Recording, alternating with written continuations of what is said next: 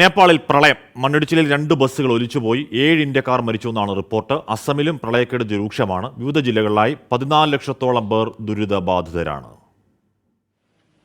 നേപ്പാളിലെ മദൻ ആശ്രിത് ഹൈവേയിൽ പുലർച്ചെ 3:30ഓടെയാണ് അപകടം. മണ്ണിടിച്ചിലുണ്ടായതിനെ തുടർന്നാണ് ബസ്സുകൾ ഒഴുക്കിൽപ്പെട്ടത്.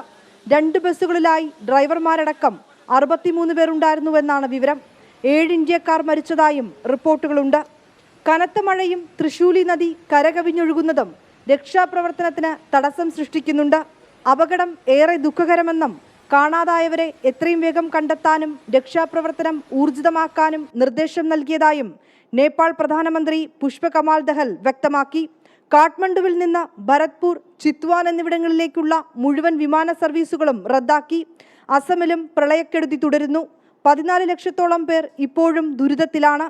കച്ചാർ, ബാർപേട്ട, കാംരൂപ്, ഗോലാഘട്ട് തുടങ്ങി 26 ജില്ലകളിൽ വെള്ളക്കെട്ടുണ്ട്. വടക്കുകിഴക്കൻ സംസ്ഥാനങ്ങളിൽ അടുത്ത 2 ദിവസത്തേക്ക് ശക്തമായ മഴയുണ്ടാകുമെന്നാണ് കാലാവസ്ഥാ നിരീക്ഷണ കേന്ദ്രത്തിന്റെ മുന്നറിയിപ്പ്. 24 ഡൽഹി.